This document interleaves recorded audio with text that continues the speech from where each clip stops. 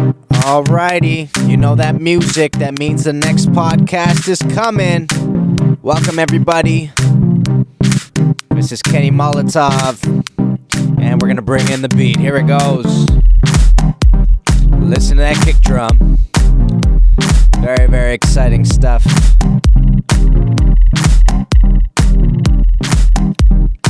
Alrighty, let it cut out for a second. Bum-ba-da-da-da. Alrighty, peeps. Kenny Molotov here. It is Saturday, March 31st, 10:32 a.m. in the morning. I got to do a podcast for you guys because I'm bringing this bad boy back. This is the second installment of Chronicles of a Plumber.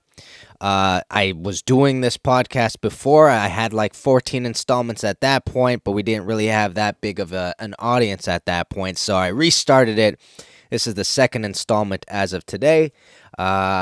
Last week was my first week, and around, I think, half of you gave me some feedback about last week's podcast that you want to see more of it. So we're going to try doing it again, try giving you more information, telling you more about my life, things that I did in plumbing and out of plumbing and all that lovely jazz.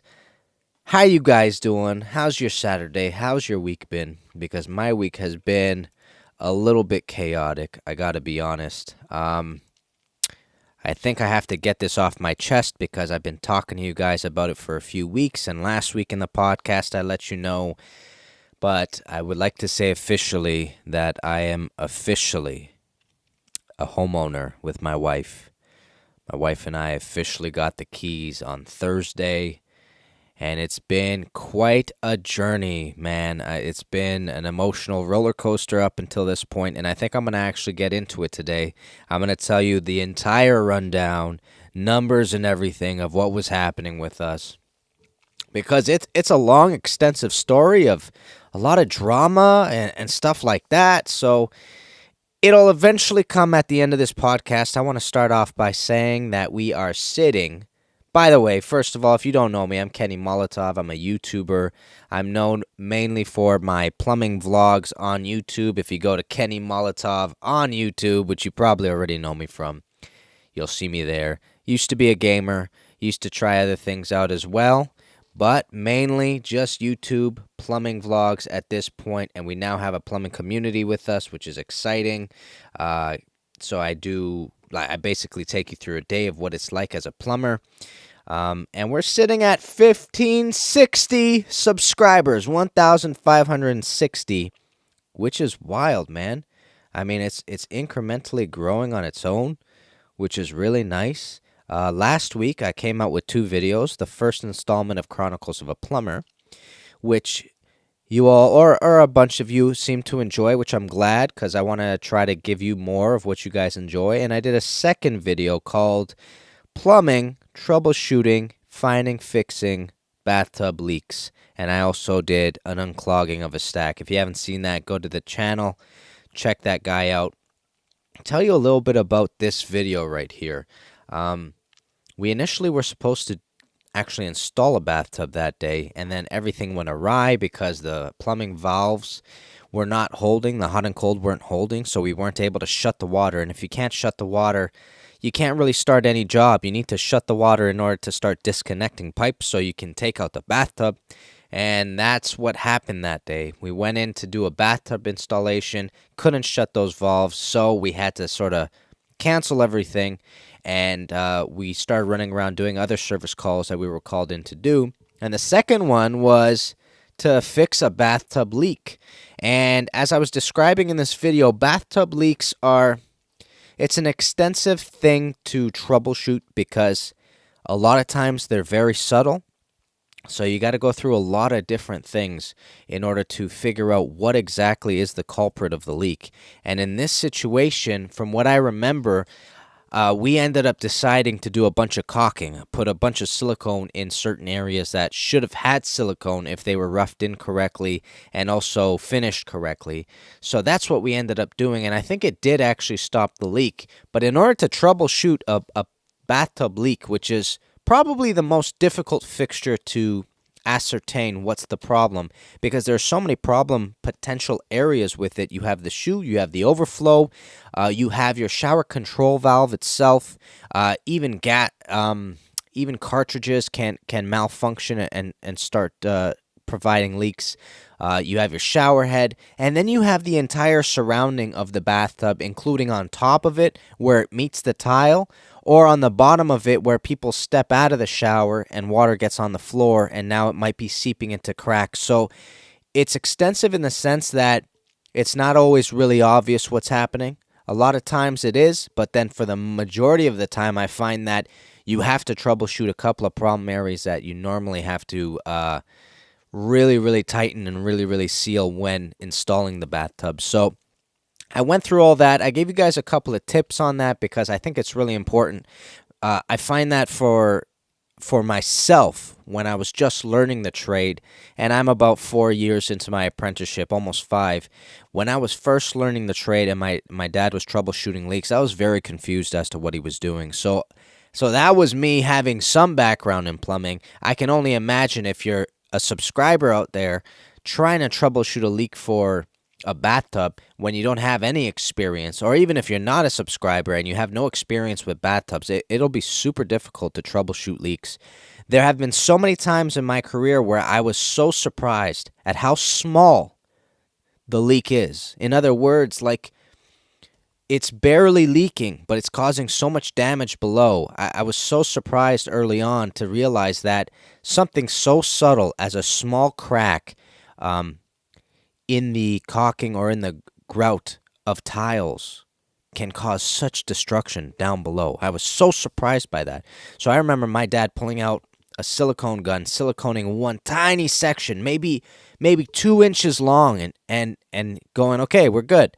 And him testing everything else, and it's showing that that's where exactly the leak was. I remember going, how the hell did the mess downstairs come just from that small section? So that's why I thought it was really important to show that on the channel, because troubleshooting bathtub leaks, as I've probably been stressing too much at this point, really difficult, but it's something you get better with over time, and that's why I did that there. And then we had a really interesting scenario with a stack, and it was a building. The building had about, I think the building has around 7 floors, but the difficulty with the building was the entire stack eventually got clogged. That's what we realized, where somebody's washroom was filling up with water. So we initially thought, okay, your washroom is clogged. If you don't use your washroom, if you don't turn on the water in there, you won't have an issue, right? That's how it normally goes. But then what ended up happening is we get a call an hour later, and we're like, and the superintendent's like, look, their bathroom is filling up whether or not they run water in their washroom. And that was the red flag. That told us that the units above are running their water, and that water is not escaping, so it's actually going into the unit below's washroom, which is a stack issue. So that's why we had to run out in the middle of the night. Not in the middle of the night. It was like 6:30 in the evening. We ran out there to unclog this stack, but it's so, like, I think it was actually clogged on the vertical section of the pipe, because I think the floors below weren't, can't remember correctly, but I think the floors below this clog were running their water comfortably. There was no water on their floor, in other words. So I think it was the vertical section of the pipe that was actually clogged of the stack, and you got to imagine, this is a 4-inch diameter stack. So I have no idea what the hell could clog a vertical section of a pipe. I don't even know if I've dealt with a vertical section clog before, to be honest. From what I remember, this is like either the first or second time that this has ever happened to us, and that's in a 4 or 5 year duration, really, because it's super rare that the vertical section of any pipe gets clogged. It's usually the horizontal section, because in the horizontal section, things can settle, right? If your water escapes too fast, it leaves back all the debris, and that just starts piling up because maybe your drain is not draining quick enough, or it's draining too quickly. But then the vertical section, which is like 100% free fall, like it's literally gravity, how the hell does that get clogged? I don't know, man. I feel like you almost have to stuff something ridiculous down there, like a balloon or something like that. Funny story. I'm not sure if you guys know this. For those non-plumbers out there, when you get inspected by an inspector of the city, a lot of times they ask you to actually clog your stack. So what you have to do is you have to get this special device, which is a balloon. You stick it into the usually the horizontal section of the pipe in a clean out, and then you blow it up, and it's got this little hand pump, and you pump it up till it basically inflates it and obstructs that pipe. Then what you do is you run a hose at the top of this stack, you run it all the way up, and then the inspector comes in, and they'll actually go up to the top of the stack, make sure the water's not leaking, make sure that everything's holding tightly, and that's how it goes. So that's something interesting. I think that's why I brought up the whole idea about a balloon, because I already know that's how we tend to clog stacks when we do inspections. But I can only imagine what the vertical section of a stack is getting clogged by, man. That is bizarre to me. Now, I have to be honest, because we were doing a lot of house stuff this week, getting everything ready in order to get the house and the keys, I did not work much at all this week. I literally worked 2 days out of a 4-day week. And I say 4-day week is because here in Ontario, this is our long weekend for Easter. So this is Easter weekend for us. So I worked 2 of the 4 days. The other 2 days I was running around trying to get everything ready for the house, which we officially got the keys on Thursday, and I'll tell you that story in a second. But let me tell you what's been going on this week and what I've been doing with the jobs that I did have. So on Monday, I had a gross drain call. A really disgusting drain call. Let me tell you about that. So there's a restaurant we service on the Danforth. No names. I won't tell you what the restaurant is. Most restaurants have this issue, okay? When you walk into a restaurant, doing a drain call in a restaurant is usually a different beast altogether, because restaurants carry a ton of grease. They also have grease interceptors by code. By code, they're supposed to have grease interceptors, and I don't know if you guys can hear that. That was a notification that came onto my shit. I hope you guys didn't hear the notification that came onto my computer, because that happened 2 or 3 times by now, and I just realized I'm recording, and I don't know if it's going to record that, so fingers crossed it doesn't record that. Sorry, small digression. So, by code, you need to have a grease interceptor in a working restaurant. And the reason why that is because restaurants produce so much grease. You got to imagine, in your own house, when you start cooking, normally you use olive oil or some sort of oil to oil up a pan or oil up something so that you can eventually cook it without burning it and whatnot. Restaurants do this all the time. They have tons of oil going through their system, and oil is a huge contributor to clogging pipes. Oil is a really big, disastrous force, actually. So what eventually plumbers and engineers have decided was to put in a mechanism called a grease interceptor. It used to be called a grease trap, actually, because it used to work. It used to function as a trap as well, which means that it would somehow hold water to not allow sewage gases to get back into the system. Now, for some reason, at least here in Ontario, we don't do grease traps anymore.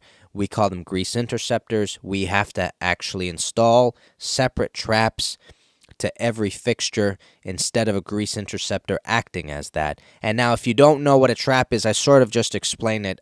A trap is a design in a pipe that is designed to not allow sewage gases to get back in the system. Nonetheless, okay, so I'm at this place, okay?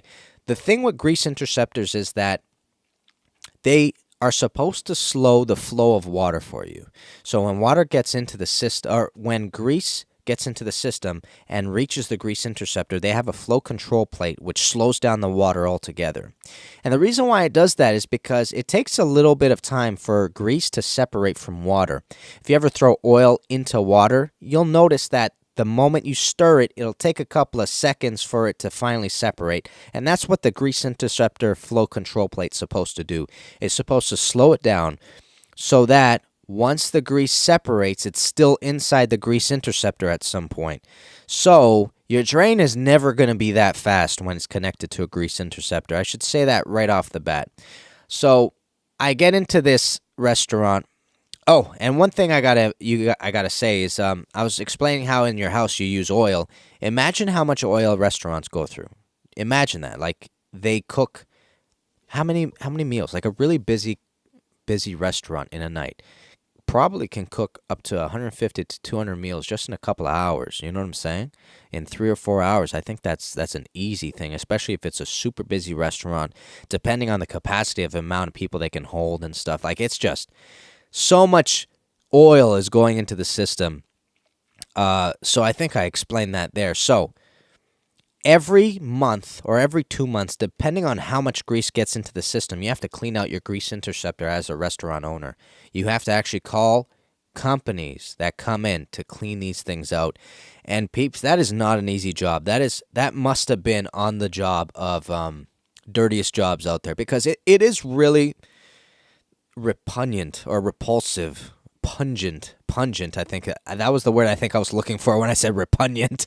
I don't know what word that was, but it's really, the smell it's in its own league. It's a smell that is unquestionable. Like you smell it and it's its own smell. Like in other words, I don't know anything out there that smells like grease. Grease smells its own way. It's got its own sort of nastiness to it. So whenever I smell it, I get really kind of grossed out. Not in a debilitating way, but I'm not excited to start the job when I smell that smell.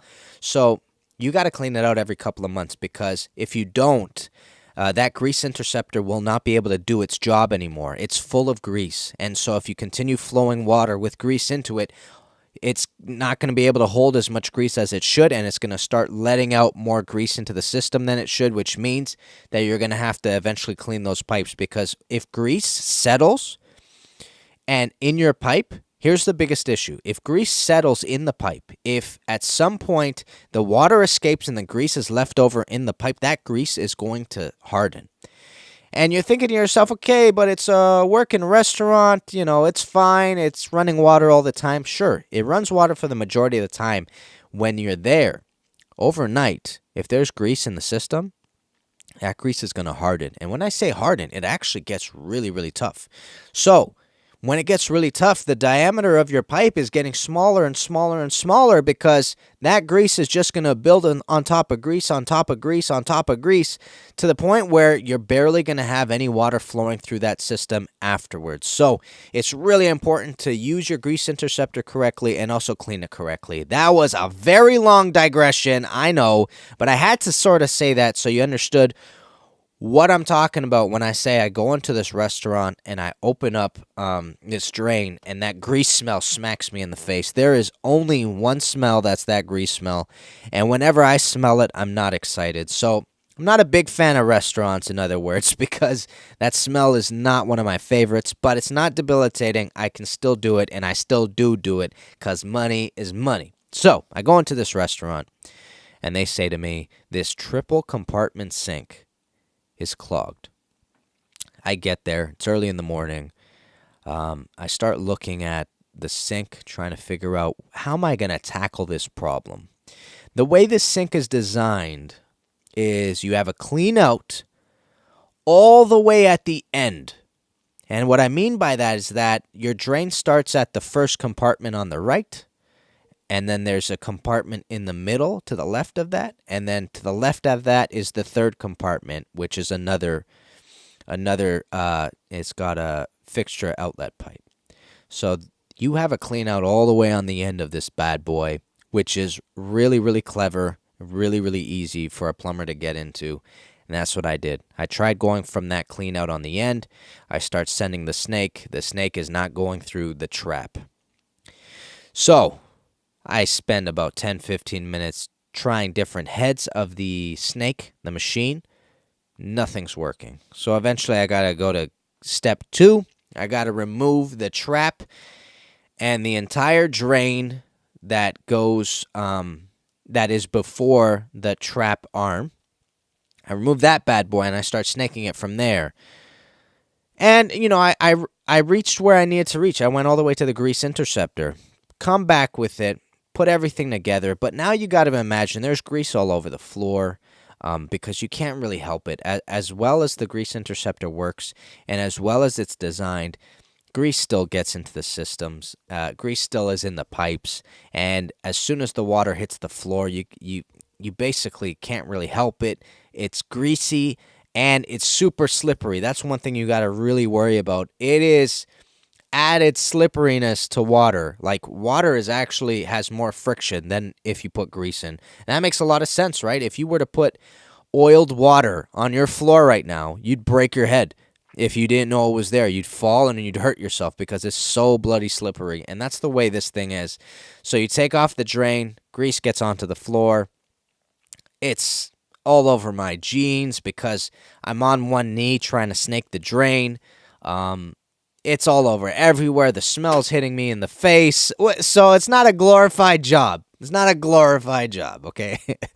But nonetheless, I put the damn thing back. I tighten everything. And then I start testing. Now, here's the real difficulty with testing a grease interceptor system. The difficulty is that drain is designed to be slow. It's designed to slow down. So this drain is not going to be the fastest drain in the world because it's made that way. So I start testing it, and it's obviously draining. But it's not draining very quickly. Now, I can't ascertain whether it's not draining quickly because it's still clogged, or is it because it's just a grease interceptor drain. So I had to turn to one of the gentlemen that works there, who's a chef, who's a cook there, and I had to say, look, can you come over here and tell me what you think? And he looked at it right away, and on his face, you could tell, he was like, oh, this is really good, this is amazing. So his story was that the past couple of days, it was a brick wall, like water wasn't moving at all through this thing. And then I brought in the manager to take a look at it, and he was worried that it was going kind of slow, but we went with what the chef was saying because he works with the drain constantly, and the chef was saying it looks great compared to what it was before. So I got that bad boy done, but it took me about, I'd say, an hour and change to do, strictly because it was hard to get through the grease intercept, or it was hard to get through the drain at the beginning when I tried to go through that very cleverly put clean out. I'd like to say that I think that's where a clean out should be. By the way, I have some tea with me today. I found out last week I was fading a little bit as I was talking to you guys. That's also because I was sitting in a reclining chair, which was a bad idea on my part because I think I got so comfortable I was ready to sort of yawn. That's why I yawned at the end, right? So let me take a little drink. So according to this chef, it all looked really good. Even when the manager was a little bit worried about it, the chef sort of put him in his place and said, no, this is fantastic. This is good. We're good. So that was that. But the difficulty with that is now I got grease all over my jeans. And that was just the first job of the day. So now I'm walking around everywhere else with grease all over my jeans. And the second job I did that day, we went to another building that we normally service, and we were doing a shower control valve. I actually put this on my Instagram. If you don't have me on Instagram, it's Molotov, MOLOTOV _plumbing. And you'll be able to see me there. I posted pictures of this online. Now, if you go see these pictures, I think it was the only picture I really put on this week. I'm trying to get it up here on my Instagram. I just want to look at it. Molotov _plumbing. So if you have me there, you're going to see the latest picture is of a shower control valve. So you're going to see the shower control valve with an open wall, and it's got this mesh surrounding it. This really sort of gritty, grungy, really awesome textury mesh. And that mesh is what they used to put behind drywall. I don't know if this is a system that they still use when drywalling anymore, but that mesh is something they used to put behind drywall in buildings, and then you'd put the drywall over it and frame, I guess over the mesh and also the frame, and then you'd plaster or whatnot. But you see the shower control valve, and the really interesting part about this is it's really old in age, and I'll tell you why. Because we're dealing with a pipe called a galvanized pipe. Now, galvanized pipe, if I remember correctly, is a black steel pipe that is coated, I think, with zinc. I could be wrong. You know what? Let me look that up right now. I'm pretty sure it's zinc. It's got a zinc coating around it because black steel is actually not the best pipe to drink from. And interestingly enough, my parents back in the USSR and Russia used to only have black steel pipes and drink from black steel pipes as well. So wasn't the best system to drink from. So they started putting this zinc coating. Let me see. Let me Google this. High frequency welded and hot dip galvanized. Tubes shall be manufactured using steel conforming to the requirements of blah blah blah. With typical minimum yield strength of 3,000, the steel should be cold formed, welded into tube. Utilize high frequency induction welding processes. Tube shall be subsequently passed through a molten zinc. Kenny Molotov for the win! I told you! It is zinc. It's coated with zinc because I think black steel is not actually the healthiest to be drinking from. So, here's the story that I remember from from my teacher at plumbing school. Galvanized was a system that was introduced into plumbing during the time when copper was really, really important. And why I say copper was really, really important, because I think during World War I or World War II, I can't remember which one, but Canada had to essentially spend all of its copper on creating weaponry, on creating bullets, on creating other things. So they stopped for a big section of time putting in copper into houses and into buildings. So all manufacturing of copper went straight to arms, basically, straight to weaponry. So at that time, plumbers had to change from the copper to a galvanized pipe so that all that copper is accessible to the army, basically. And that's why it's a really interesting thing. Every time you see galvanized pipe, it was during an era of time, or it was during a section of time in the 1900s, that copper was being used for something that they thought was more important. Obviously, your country's at war, so they need to be able to manufacture guns, bullets, etc. I don't know if there's a lot of copper in guns. Hold on, let me take a drink.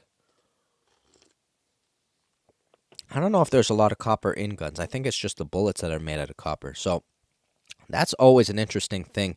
You're looking at pipe that's probably something around 50 to 60 years old at a time where they tried to get rid of the copper thing as much as possible. So we get into this building, and this building is obviously that around that age, so it's got a lot of galvanized pipes. And I'm going to tell you from our experience, we've replaced a ton of galvanized pipes. The real big difficulty with galvanized pipes is that the calcium that builds up in it can actually obstruct water quite a bit. So at some point, you're going to have to either replace the entire riser, or you're going to replace it one section at a time, because it's just not providing as much water as it needs. When it clogs up, it's a real big problem. And it's a little bit difficult to take off, to be honest, because it's been there for 40, 50, 60 years, right? It's been there for so long. A lot of times the galvanized pipe will seize onto the other galvanized pipe. The galvanized pipes look a lot like gas fittings. So here's what you got to imagine. I don't know if you live in a house or you've ever seen gas pipes, but gas technicians use black steel pipe. That's exactly what these are, but the fittings are a bit thicker because they have that zinc coating on the inside and on the outside. So is it just the inside? Nonetheless, it's got a zinc coating to it. So it looks a lot like a heating pipe, but it's got that zinc coating to it. So the reason why I lost what I was trying to tell you guys, but the difficulty is that the fittings look exactly like the gas fittings as well, and you have to actually thread the pipe into these fittings in order for it to stay in and seal. And a lot of times that's where the seizing actually occurs. When you're trying to take them off of the fitting, all of a sudden either the fitting's rotating or you can't rotate anything at the same, or rotate anything at all. So it's a little tricky in order to replace these pipes. But the good thing is that Dad has a little bit. He's got a lot of experience with these things, and we've tried our best to replace whatever ones that have come our way. The interesting thing is that we don't use galvanized pipes anymore because of just how much labor it takes to actually put these things in. So it's way faster to rough in something in copper than it is to put in galvanized, because you got to cut your specific fittings with a special cutter. You have to then thread them in. Then you have to put in the fittings and the fittings and thread them in. So it's a longer process. And that's another thing that's a really big indication as to how old the building is if it has galvanized pipe.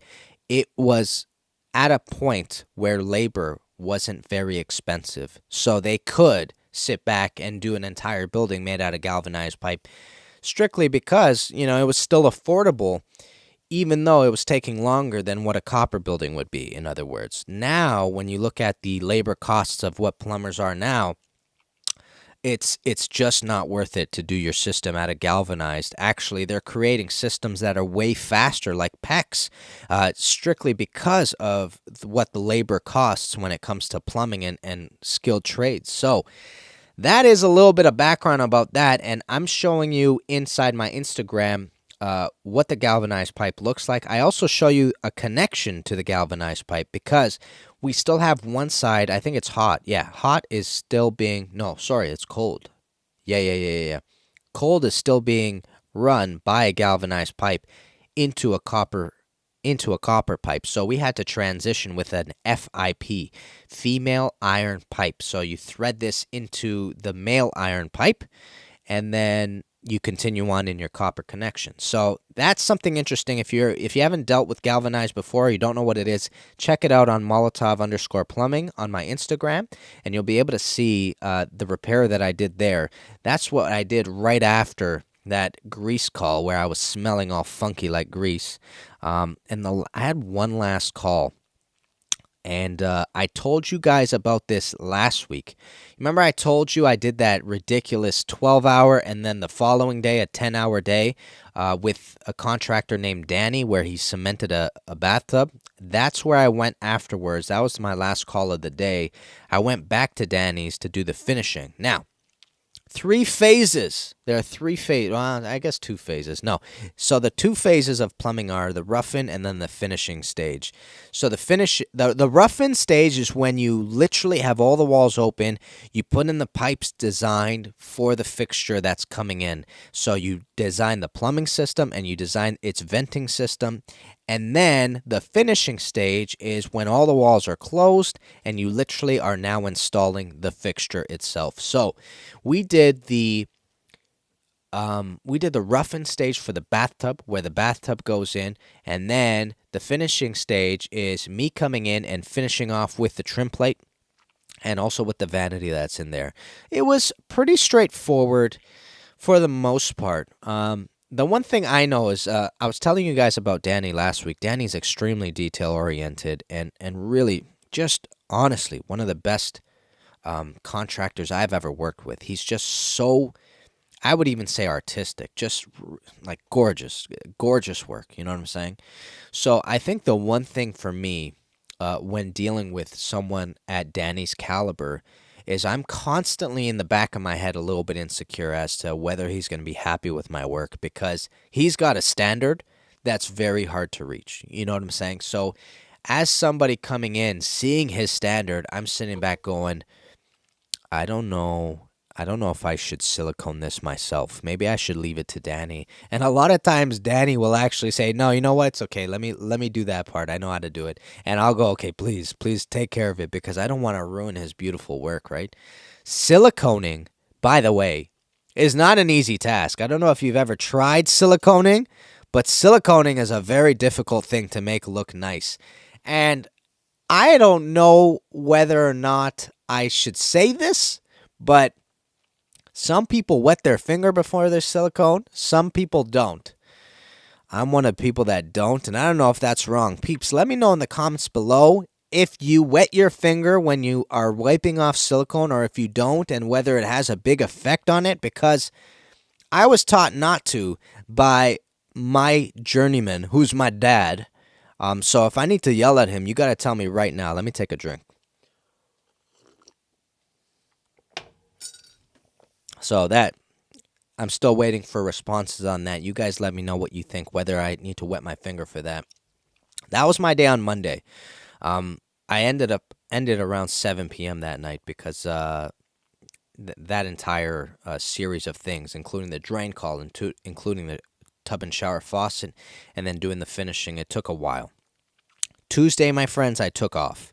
And the reason why I took Tuesday off was because I had to do a lot of running around to banks to get money in for the house because it was crunch time. It means I have to go to all the banks and get myself all the checks that I have in order to put on this damn down payment so that our house can be ours. So Tuesday, literally, I ran to 2 banks, and it's not really that exciting of a story, but what I am going to say to you is if you're ever going to a bank and you're getting a money order, a bank draft, or a certified check, and you have to give it to a lawyer for a house, here's the advice I'd like to give.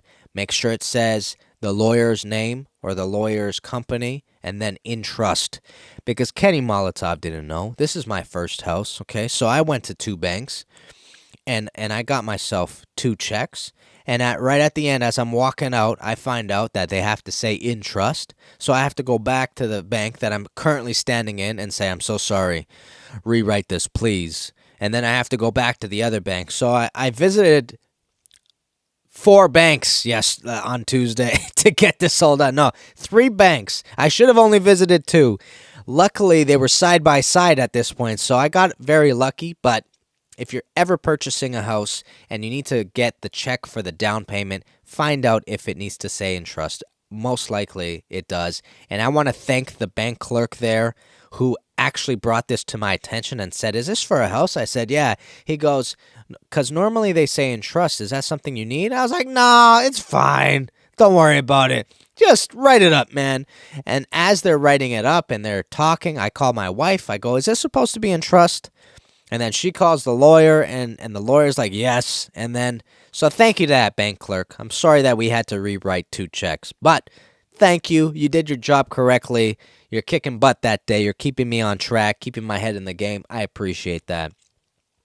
I got to say something, though. Here's what I got to say. And it's not about the bank anymore. It's going to be about what happened that night. That night, I got home rather early because I went to the bank. I got all the checks.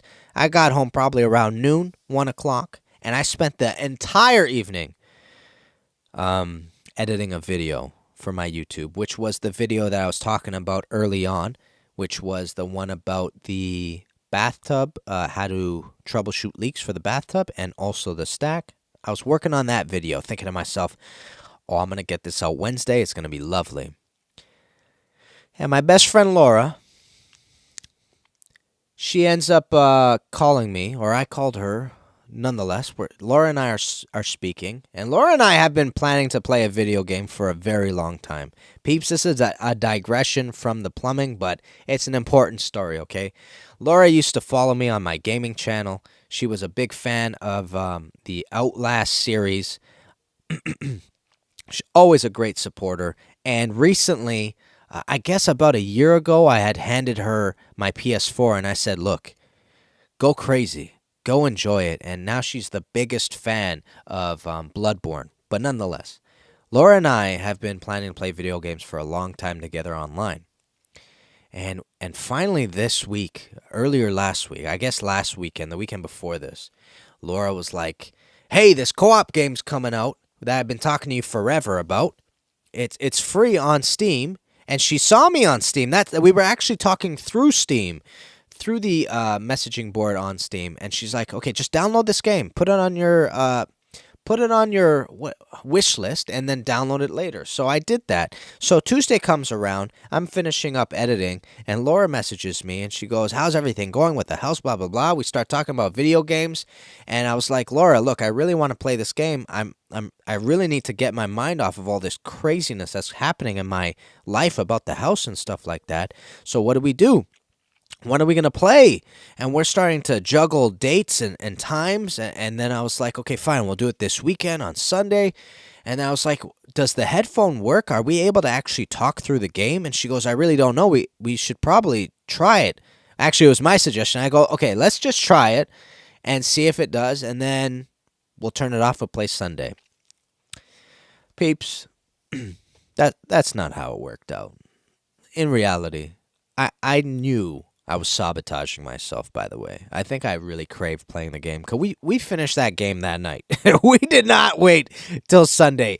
We were both online troubleshooting this audio thing. You're supposed to be able to communicate with the other player because it's a co-op. It's like an escape room, but you're co-oping the escape room. So you have information in your room and they have information in their room, and you got to swap the information to figure out how to solve the problems.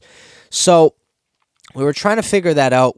It didn't work because Laura wasn't able to register her headset that has a microphone speaker in it. She wasn't able to register it in the game until later on when we finished it. So she wasn't able to do that. So we ended up Skyping. No, we were WhatsApping and playing the game together. So it's a little bit of cheating because normally it's got a walkie-talkie function, so you can only speak for a certain duration of time.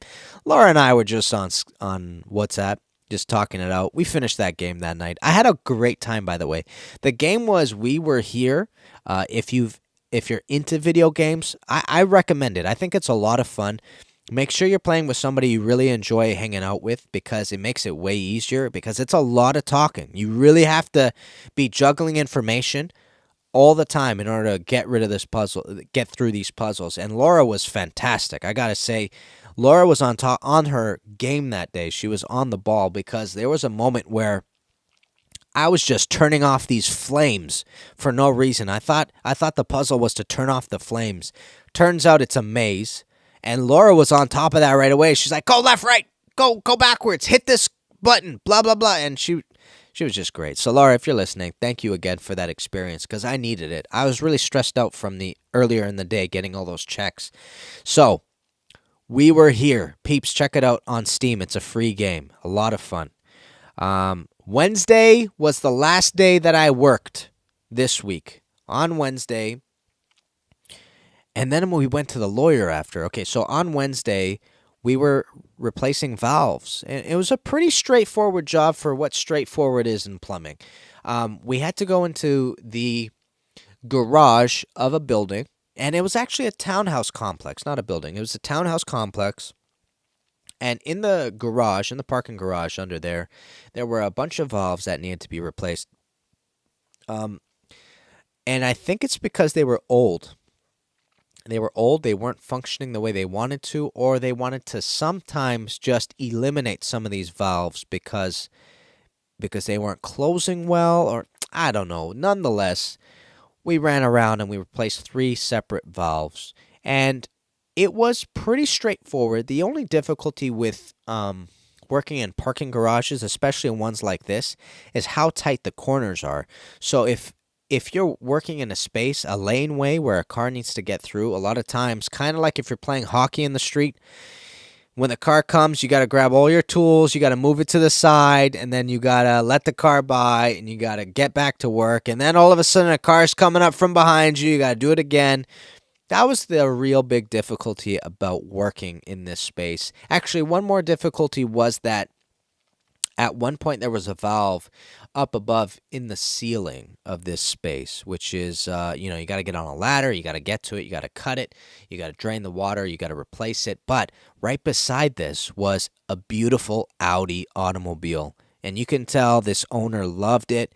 They took great care of it. It looks like a very expensive vehicle.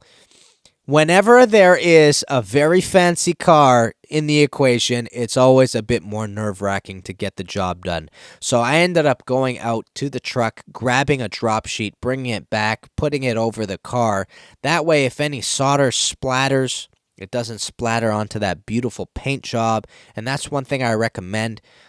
Try to do everything in your power to make sure you're not stressed out while you're doing the plumbing, because stress adds another variable to the equation when you're problem solving. And if you're super stressed, it's hard to sometimes come to the conclusion you need to come to. It's hard to come to the answer you need to come to, because all you can think about is this beautiful car and how to sort of direct yourself and make sure your ladder doesn't hit anything, and make sure your splatter from the solder doesn't hit anything. So Fortunately, I had a drop sheet. I brought it in. We wrapped the car with it, and then the owner actually came back and was like, "Oh, I'm heading out anyways." And we're like, "Oh, perfect. Take this beautiful car and go away, please, please. I don't want to damage it in any way. I'm scared." So she got rid of that, and everything was straightforward after that. The difficult part about working with plumbing, I should say copper, with working with copper is the precision that you require with copper. And that's what we were using. We were using copper as the material. And when you use copper, it's a very unforgiving material. In other words, if you cut a copper pipe a little bit too long, it will be you'll be sweating to get that fitting in, or to get that pipe in the fitting if it's too long. If it's too short, same sort of issue. It's a little bit easier when it's too short than it is too long. But with other materials like a plastic pipe, like ABS, it's malleable to a degree. You could get away with it being a little bit longer or a little bit shorter than it needs to be, sort of thing. So that's the one thing I want to tell you guys about copper pipe. It's one of the more relentless materials, because if you're not able to if it's too long, you won't be able to get it into the fitting, and it's going to be a nightmare. And fortunately, I've gotten to the point where I'm pretty fast at cutting it and also measuring it. So Dad and I tend to sort of zip through these things. But I remember a time, not too very long ago, maybe a year or so ago, where I was still having to take a pipe slicer and cut those fittings like an eighth of an inch shorter, or even a half an inch shorter, or whatever, because you got to be so bloody precise. And that was the only job that I did on Wednesday, which was in my beneficial to me and my wife, because we had to go to the lawyer that night. Let me get some tea in me. Hold on. So, let me tell you about this lawyer. So, peeps, there are going to be people walking above me right now. If you hear a bunch of creaking, that's because I'm in the basement of my parents' house. It's so weird to say my parents' house, because for around 20 years, this has been my house as well. Anyways, so, went to the lawyer Wednesday night, and here's where the drama came in right at the end.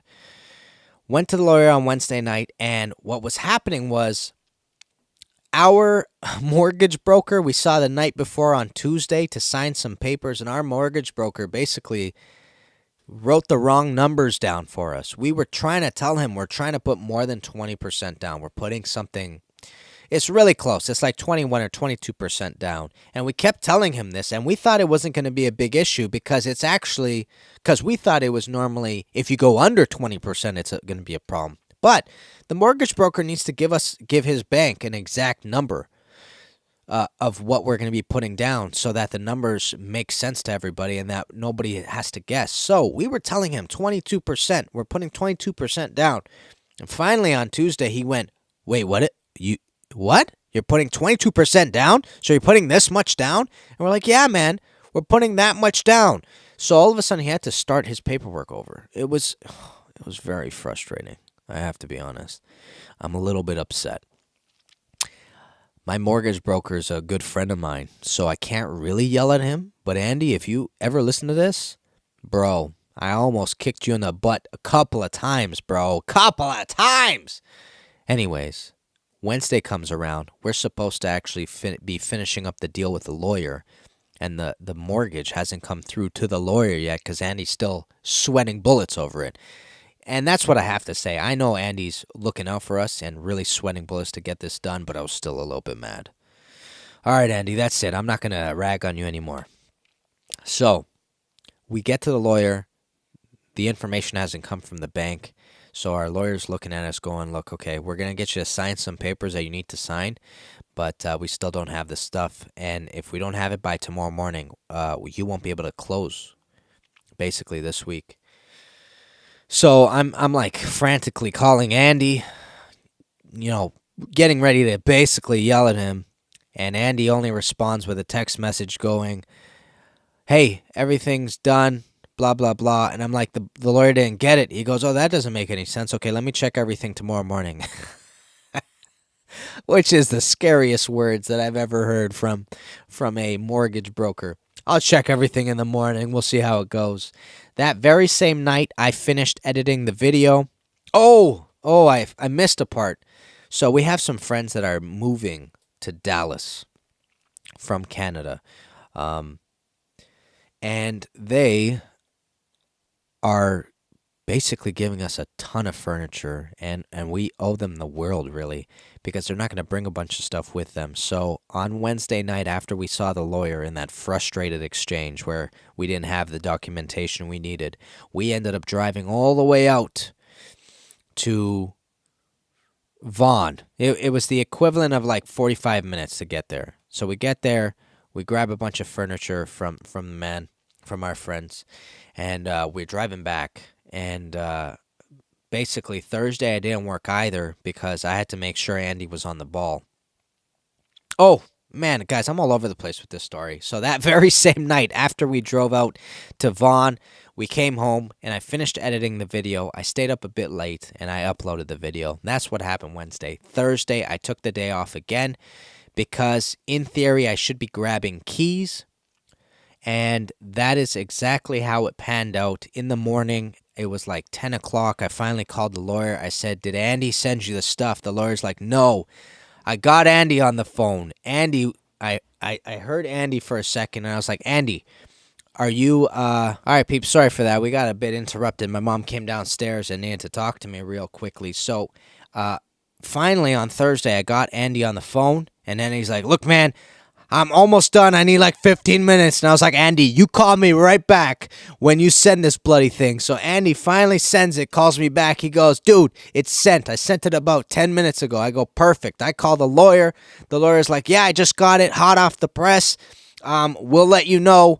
Lawyer sends us something to sign. We signed it. Lawyer goes, 4:30, pick up your keys.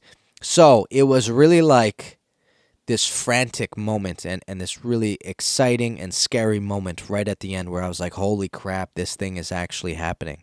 We are actually buying a house. That very same night, I went to the lawyer, met my lawyer.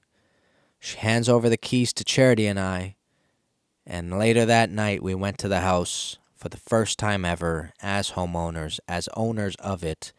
We dropped off a bunch of stuff. And we went home, and it's been a journey ever since. So yesterday was Friday, and it was Good Friday, but Charity and I were basically hauling a bunch of furniture back and forth yesterday. We didn't finish till around 10:30 in the evening. We started at 10 in the morning, and we just basically drove back and forth trying to get all that stuff, like I was telling you guys, from our friends who are moving to Dallas, Texas.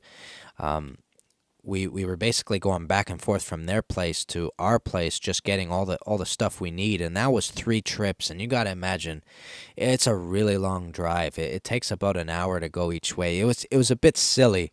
If I were to do it again, I would probably just get one big truck and do it one time. But being my first time actually moving, it was a learning experience. But I don't know, Peeps, I'm the sort of person that I don't really get excited until the plane lands at the destination. And the destination is finally here. We are finally homeowners. And one thing I gotta say, which is something I've been telling my closest people, is that every time a dream comes true for me, it's very, very anxiety filled the moment.